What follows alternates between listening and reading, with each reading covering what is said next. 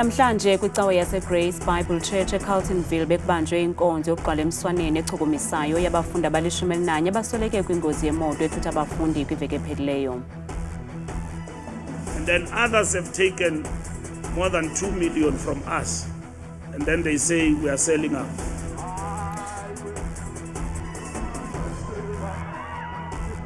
ANC iza kubamba inkqubo yoluleko yalowa isakubanga umongameli wayo uMnumzana Jacob Zuma ngomso.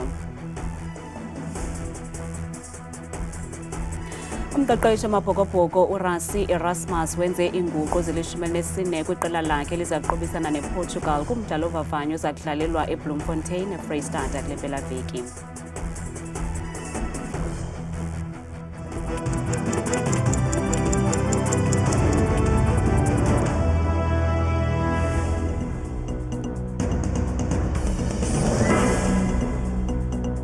Sinamkele kwindaba zethu ngokuhlwanje yandaba indodwa ndamba nophumza sikhumba noyitoliki yolwimi lwezandla Botani Msonsondo.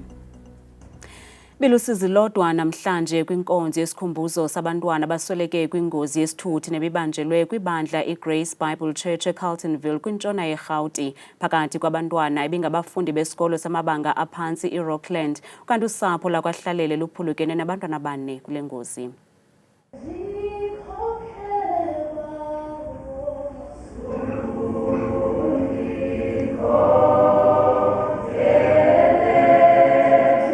Intsapho, abahlobo kunye nabafundi bebengungelene kwicawa iGrace Bible Church eCarltonville namhlanje ngelizokukhumbula abantwana abathe babhubha kwingozi yesithuthi sabafundi. What do you say when your child has passed on? 1. You cry. What do you say when there are 2 of your kids who passed on? What do you say when there are 3? Or 4?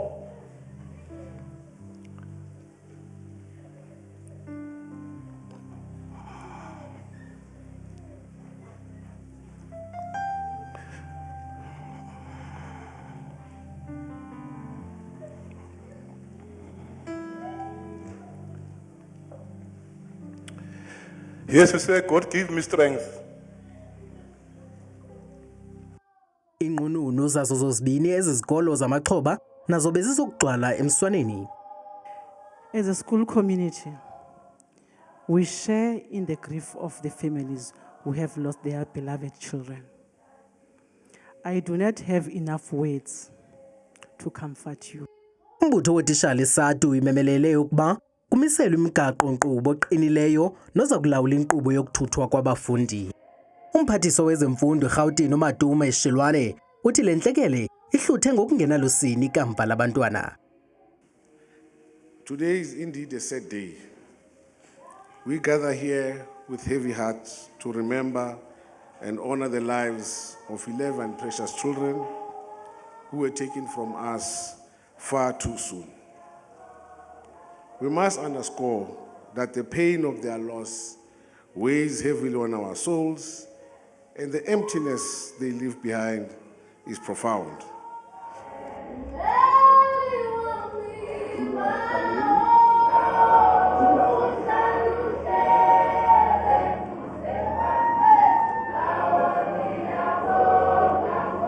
Iintsapho zamaxhoba kuza kunyanzeleka ukuba zilinde de kuqukunjelwe inkqubo yokufaniswa kwemizimba phambi kokungcwaba. Umalume kaBusisiwe Nxumalo uNjabulo Nxumalo uthi akayiqondi indlela asoleke ngayo umntwana wabo. Uthi umtyholwa uSithembile Xulu wabaxelela ukuba uBusisiwe wabethwa ngabahlali nababemtyhola ngobusela okukuthethe ngaphandle kwenkundla kamantyi yaseLenasia eRhawutini nalapho kuchotshelwe ityala lomongikazi otyholwa ngokubulala uBusisiwe Nxumalo ngeenjongo zokufumana ibango le-insurance ukanti lityala liza kuphinda lihlale ngomvulo weveki ezayo.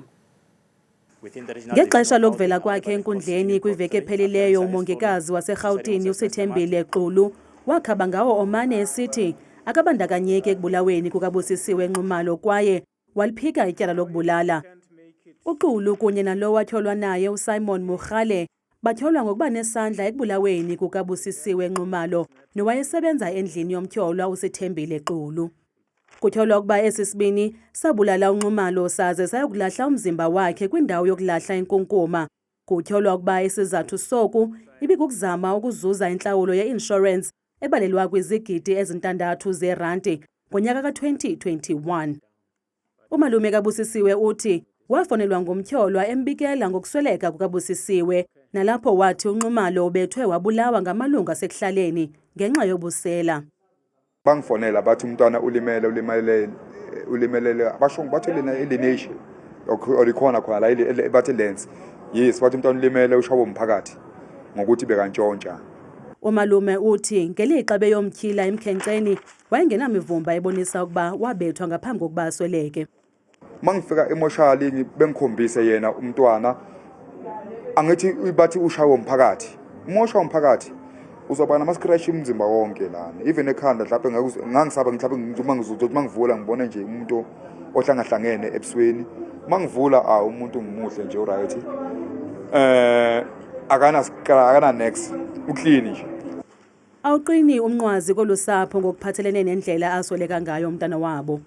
Umbuzo samile namanje phambi kwamehlo wethu ukuthi ingane yafa kanjani, ibulawa yini, ibulawa ubani. Lokho sisakufuna sisi. Lo mongikazi kunye nalo atyholwa naye bajongene nezityholo ezintathu zobuqhophololo, elinye lokubulala kunye nelinye lokuphazamisa iziphelo zobulungisa. Kulindeleke ukuba iqale ngomso inkqubo yoluleko ngakulo wayesakuba ngumongameli we-ANC uMnumzana Jacob Zuma. Le nkqubo yoluleko ihlala emva kweenyanga ezintathu ususela oko wanqunyanyiswa lukaZuma kwi-ANC. UZuma ubekwe ityala lokugayela inkxaso nokuvotela umbutho omtsha i-MK ngelixa lilungu le-ANC.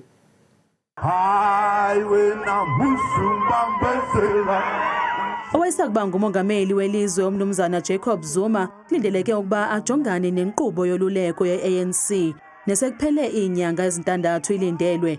Umbutho we-ANC uthi le nkqubo yoluleko iza kuchotshelwa kusetyenziswa ubuxhakaxhaka bale mihla.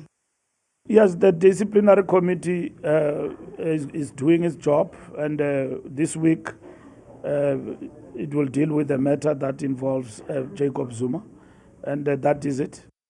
I-ANC igxeka uMnumzana uZuma ngokusilela kwayo ekufumaneni isininzi seevoti. And then others have taken more than 2 million from us, and then they say we are selling out. And we told them that you are putting the revolution in a precarious position. Ukanti amahlakani e-ANC nawo ayakhalaza ngesigqibo sikaZuma songenela unyulo ngokuchasene nombutho wakhe wangaphambili. It's unacceptable, comrades, that today my own history in Umkhonto weSizwe is tarnished by the name of an organization set up only to contest the elections. Nangona kunjalo uMnumzana uZuma umile ngelithi uselilungu le-ANC nangona ekhokela elinye iqela lezopolitiko. Balahlekelwe umkhondo ukuthi lelizwe liya ngaphi. Balithatha balibhekisa ngapha. And baliphusha ngendlela enamandla. And abafuni nje usondele eduze kwabo. Asikwazi ke ukwenza njalo salifela lelizwe. Nangona le nkqubo yoluleko iza kuzinyaswa kusetyenziswa ubuxhakaxhaka bale mihla, amalungu e-MK athi aza kuya kwikomkhulu le-ANC iLuthuli House ukuya kuxhasa inkokheli yabo. I-SARS ifunge ngelithi iza kuqhubela phambili nokuphucula ubuxhakaxhaka bayo emva kokungasebenzi ngendlela kule veki nanjengoko abemibeli bebefaka amaxwebhu abo erhafu. Amawaka-waka abahlawuli berhafu balisabela ikhwelo le-SARS lokuba bafaka amaxwebhu besebenzisa ubuxhakaxhaka. Umkomishinala we-SARS u-Edward Kisweta uthi kuza kuthi ga ngoku sele behlawule imali engange-10 billion zeerandi kubahlawuli berhafu abayi-1.6 million abasebenzisa ubuxhakaxhaka.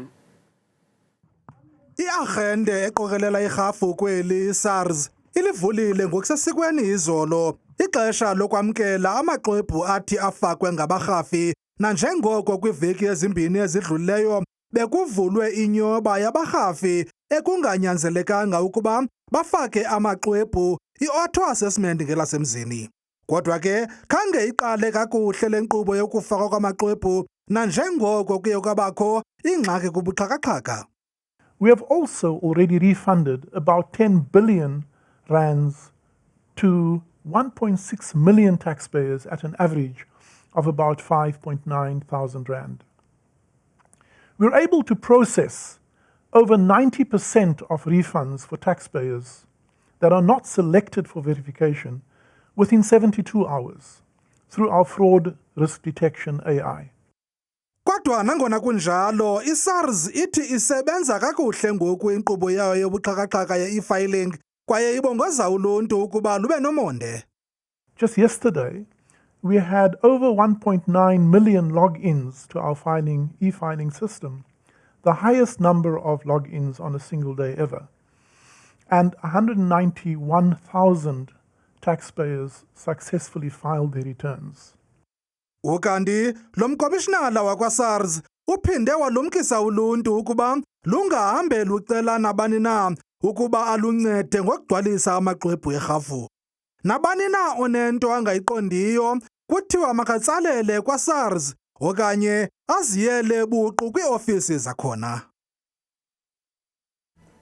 Masipala waseThekwini uphumeze isicelo sexeshana sokunceda amaxhoba atshelwe zizindlu kwiindawo zogobityholo eKenville kwiphondo laKwaZulu-Natal okuze emva kokuba umlilo usube ubombo wasetyhini obekhulelwe ngentseni yangecawe kwaye izizindlu ezingaphaya kwama200 ezitshe zangqongqa amaxhoba afumana uncedo kumasipala.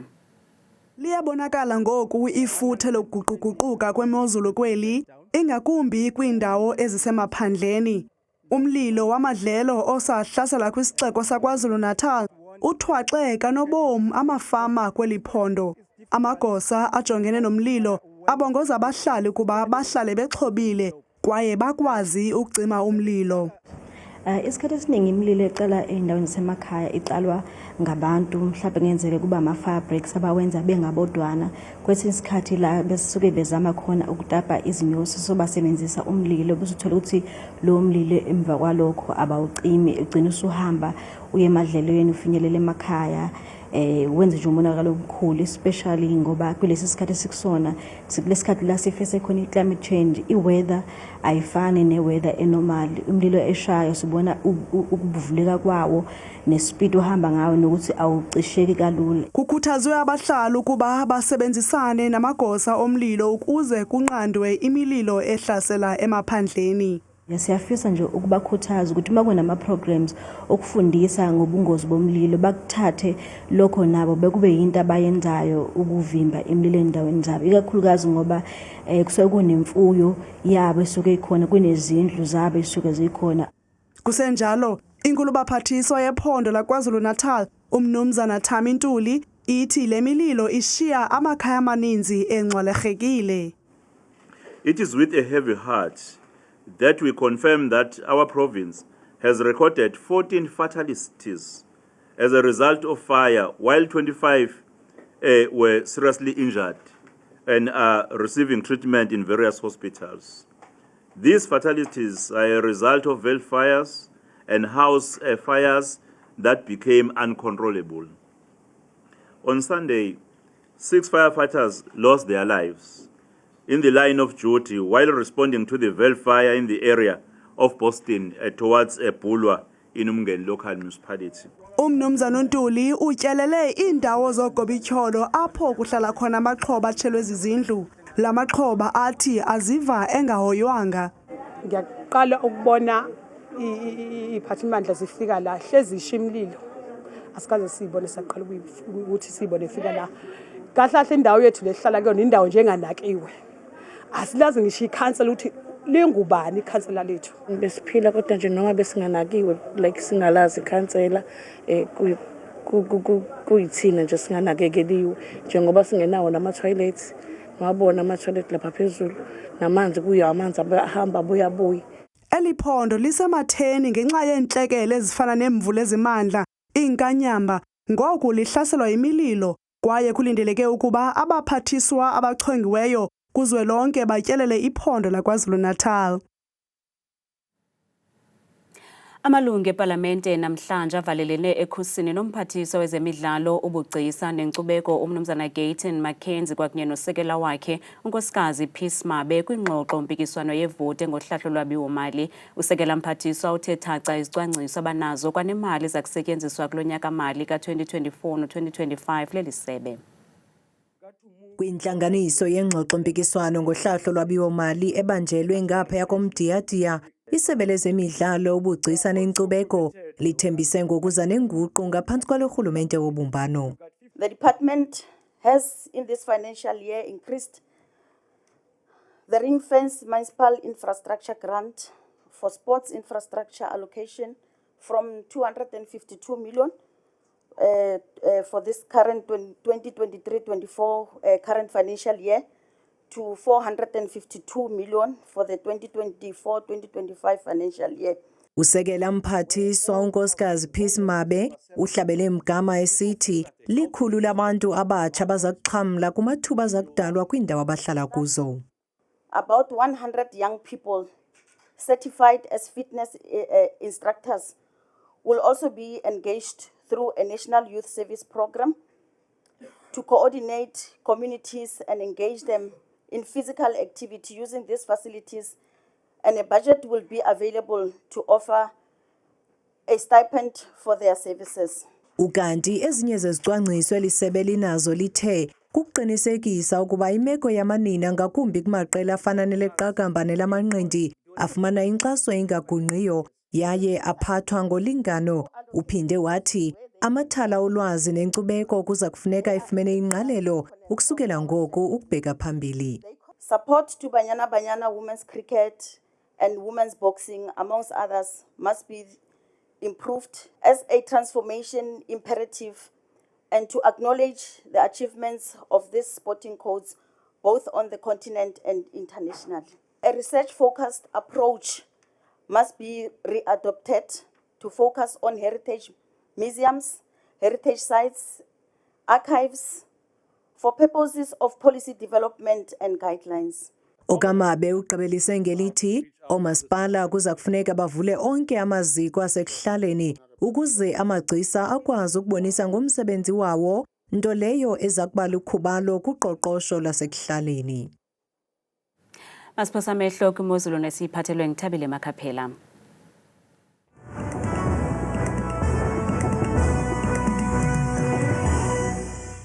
Nkosi kakhulu ke kuwe Ncuthu noQwathikazi deskeni yendaba. Ndiyabulisa kakhulu nimbukeli wami ekhaya, ndikwamkele bethuna kwelam kaloku iqonge elikhulu lele mozulu. Igama lam ke ndinguthabile Makhaphela. UMamthembu mbukele ekhaya, nantsi kaloku imozulu.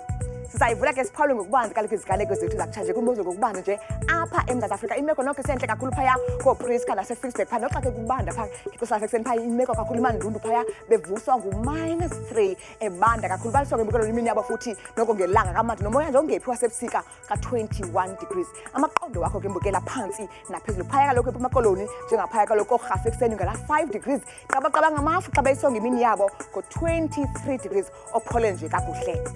Nanti kaloku imozulu phaya mbukele kumbindi apha eSouth Africa phaya eFree State umzekelo nje apha kaloku koFricksburg kubanda kakhulu ngaphantsi kweqanda ngo-3 phaa ngexesha lasekuseni futhi baqhube nosuku lwabukele ekhaya ngo-21 degrees. Ukanti ke bekule phaya ephezulu laseNtshona Koloni ngomso njengapha kaloku koFredendal phaya ekuseni futhi bevuswa ingqele ka-9 degrees beqhube nosuku futhi akhona amafabiko kakhulu futhi nomoya obhudla kakhulu ngo-20 degrees. Mbukelo wami ekhaya nansi kaloku imozulu phaya ephondweni laseNorthern Cape ngomso njengapha kaloku kumantla kweli phondo. Umzekelo kuse-Appington kuyabanda phaya ekuseni bevuswa ngu-5 degrees. Liyavela ke ilanga phaa xa beqhuba nemini yabo ngo-26 degrees. Kanti bona phaya ephondweni laseNorthwest ngomso baphila kanje phaya eTosca neziphaluka ngesasithathu phaya ngexesha lasekuseni futhi beyisonga imini qabaqaba njengamafu nelanga phaya ebusuku ka-29 degrees. Apho sikhoyo bethina kuseRhawutini kaloku amazantsi umzekelo phaa kaloku nakwinqambi yeli phondo Johannesburg neziphaluka kuyabanda phaya ekuseni futhi bevuka ngesasine belusonga usuku ngelanga nje kamandi namafu ke aphaya ebusuku futhi ka-22 degrees. Sinyuke njalo mbukele ekhaya siqwalasele ngokubanzi kaloku kumantla apha eMzantsi Afrika elo phondo lona lipha kaloku eLimpopo koPhalabula phaya ekuseni nokintle la mozulu phaya kubandi kakhulu phaya ku-31 degrees phaya ebusuku. xa sisehla njalo sijonge ukubanzi futhi iphondo lapha kaloku empumalanga njengaphaya koMiddelburg umzekelo eParkson futhi kuyabanda ngesasihlanu bayaqhuba ke lemini yabo futhi liphume ilanga phaya ngo-22 degrees kuyabanda esikhukhuza ekuseni masivale sisonke imozulu yethu bukele phaa kokugqibela kaloku KwaZulu Natal njengaphaya ePongola ngo-10 degrees ekuseni bayayisonga imini futhi lihlabile ilanga kamandi ngo-26 degrees naphaya eNewcastle ekuseni kuyabanda bethuna ke itsho imeko apha kudeska yam mna ndithanda kangaka xesha elimyole